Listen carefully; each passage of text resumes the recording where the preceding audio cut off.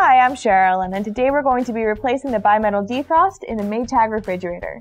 You may need to replace the BiMetal defrost if your refrigerator or your freezer is too warm or too cold. This repair should only take about 20-25 minutes.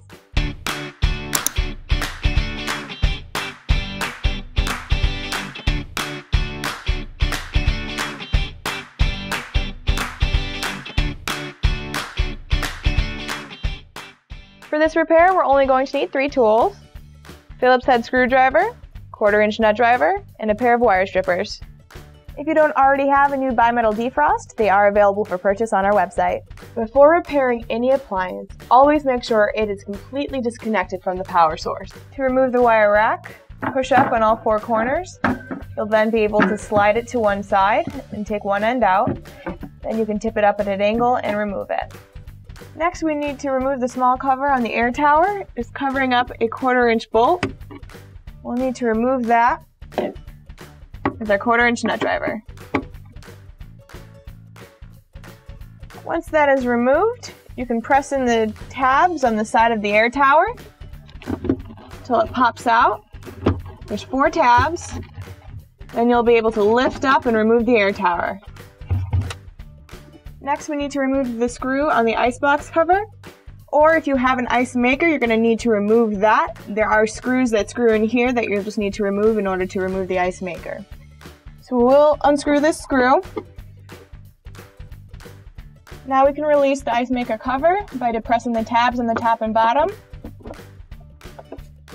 The Icemaker harness will be connected on the inside. It's just held in by a little tab. So just lift up on that tab, and we'll release the harness. Next, we'll need to remove the 4 Phillips head screws at the top of the evaporator cover.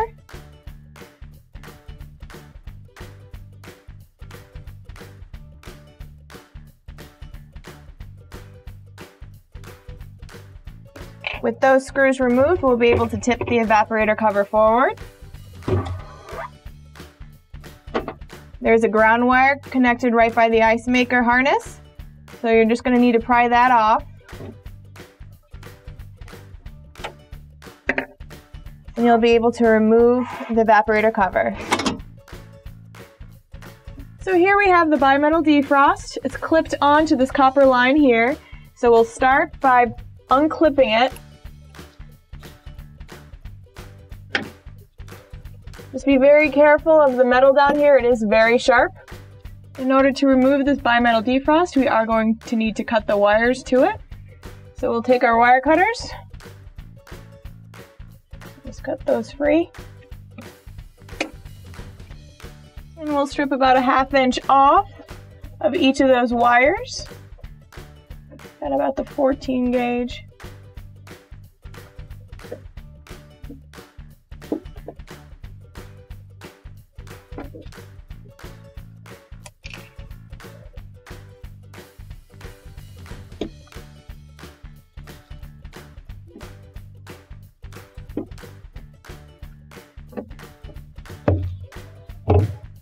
Now we can take our new BiMetal defrost.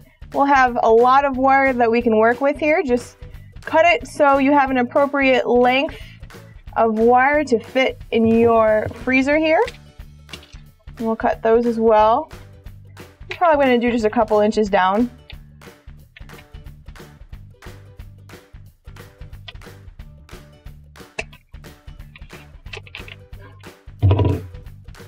Again, we're going to strip off about a 1/2 inch of the insulation.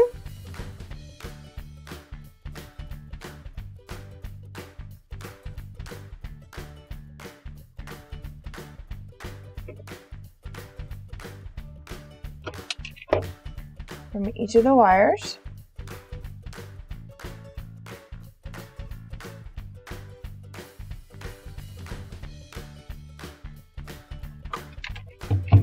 So now we can wire nut the wires together, pink to pink. You don't really need to twist them together too much first, but just put that wire nut right on top of those. Twist them down.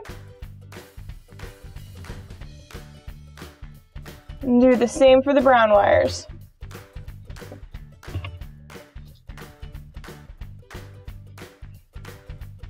And now we're ready to reclip on our new BiMetal defrost. It'll clip right back onto that copper line. Again, be careful of the metal right below.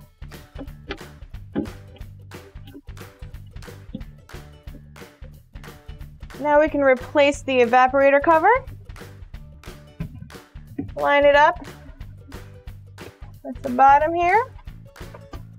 You're going to need to reconnect the grounding wire on the little tab that it came off of.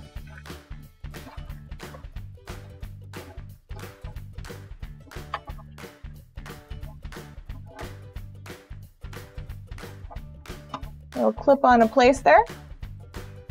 And then feed the wiring harness through the Icemaker hole. And then you can push the evaporator cover into place. And now you can re-screw in those screws.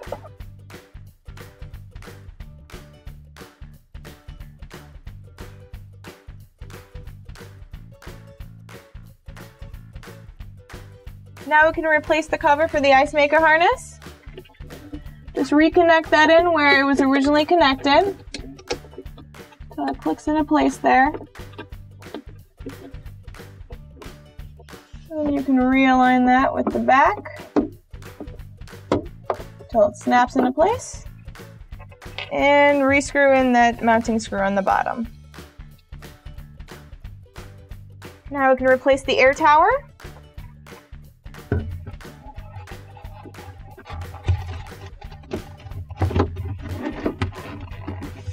It'll sit right in the back where it came out of. Then just push it back into the slots that the tabs popped out of.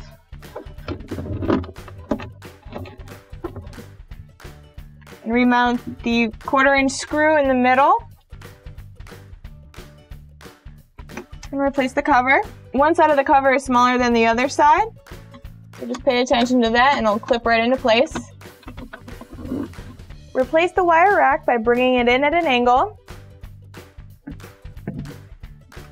Slide one side into the holes until you could lower it down and even it out. Push down to lock it into place.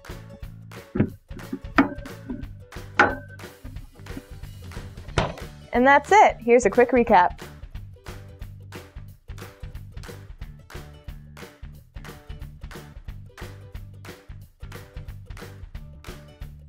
All of our OEM parts and tools are available for purchase on our website. Check them out, along with our social media sites here.